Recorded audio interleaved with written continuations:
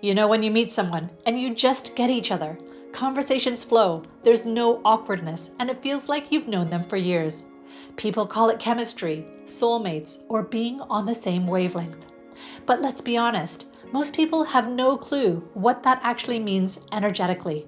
Today I'm breaking down the real mechanics behind being on the same wavelength, why it feels magical, why it doesn't happen with everyone. And here's the twist: why this kind of alignment doesn't automatically mean growth, evolution, or even a long-term soul partnership.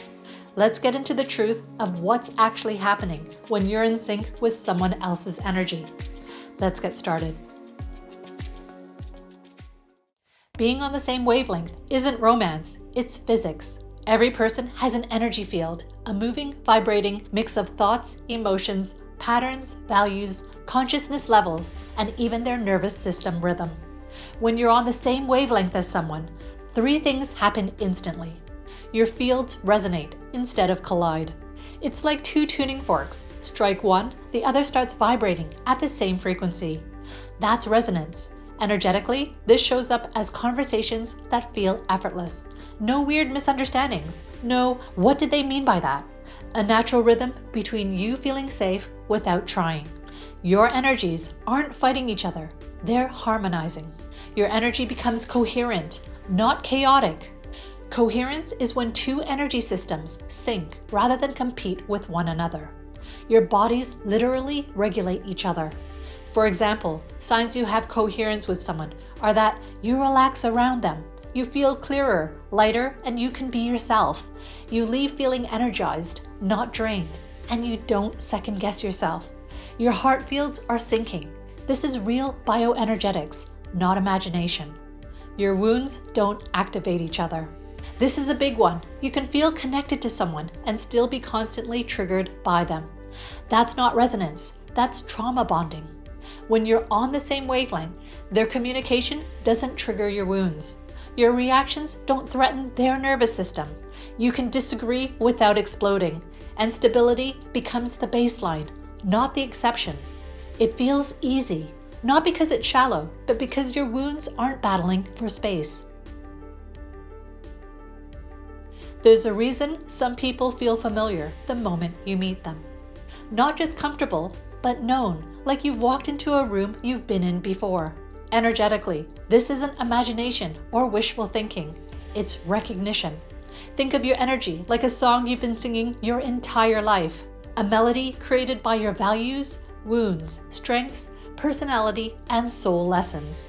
When you meet someone whose song shares the same chords and rhythm, your system doesn't just notice them, it remembers them.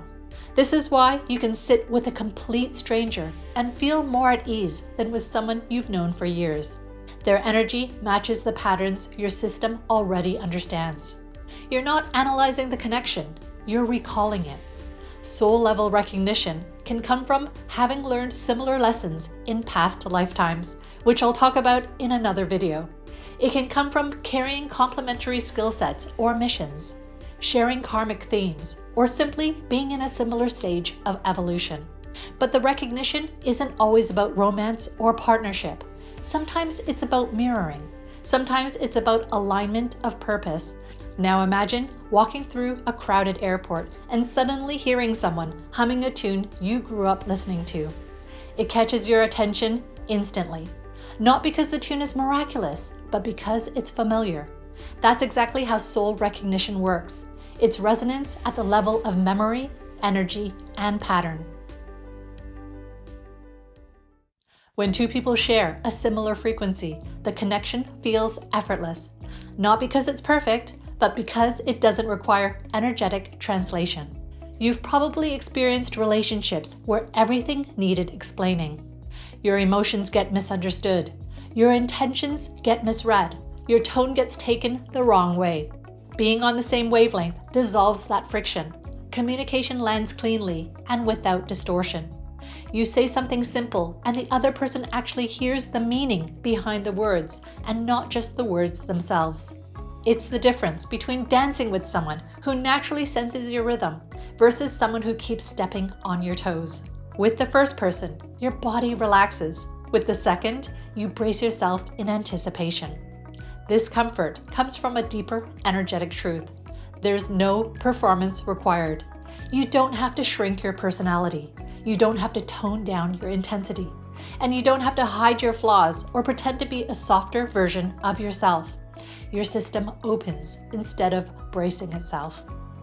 And that creates emotional ease, the kind where you sit in silence with someone and feel more connected than you do with talking to others for hours. People often mistake this level of comfort for destiny, but comfort simply means your nervous systems are compatible. It means your emotional rhythms match, and it means your inner worlds speak a similar language. Comfort is a beautiful thing. It's healing, but comfort alone doesn't determine whether a connection is meant to shape your life long term. It simply tells you this person is safe for your system. And that's a powerful starting point, but it's still only the starting point. Here's the truth most people don't want to hear. Energetic compatibility does not guarantee soul evolution. Comfort does not guarantee transformation. Familiarity does not guarantee destiny. Being on the same wavelength means your energies match, while soul evolution requires your energies to be challenged, not traumatically, but constructively. Think of it like this. Two people sitting in a warm jacuzzi are comfortable, but no one is becoming a better swimmer. You can have perfect harmony, zero conflict, beautiful flow, emotional safety, and deep connection, but still not evolve together. And here's why. Matching frequency does not equal matching life lessons.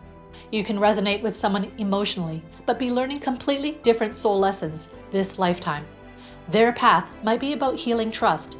Yours might be about self-expression. You can fit each other perfectly, but grow in two totally different directions. Being understood doesn't stretch you. Growth happens when someone expands your perspective, not just affirms it. When someone is too similar, you stay in the same energetic loop. Comfort turns into stagnation. Similar wounds can create a comfortable cage. Two people with similar traumas can feel incredibly aligned, but nothing evolves because neither person introduces a higher pattern. That connection feels deep, but it keeps you at the same level. Some wavelength matches are karmic rest stops, a soul-level exhale, a break, a reminder of who you are after a period of growth. Rest stops don't become homes. They prepare you for the next chapter. They don't lead it. The bottom line is, being on the same wavelength is a beautiful experience, but don't confuse resonance with evolution. Sometimes the people who feel the most familiar are not meant to grow with you. They're meant to stabilize you for the person or chapter that comes next. Being on the same wavelength gets two people in sync, but a genuine long-term soul partnership requires more than synchronized frequencies. It requires synchronized directions. Think of meeting someone on the same wavelength like merging lanes on a highway. For the moment, you're side by side, traveling at the same speed and in the same direction. It feels aligned, smooth, and effortless. But a true energetic partnership is what happens after that moment. Do you both continue toward the same destination, or does one person need to take an exit because their soul path leads somewhere else?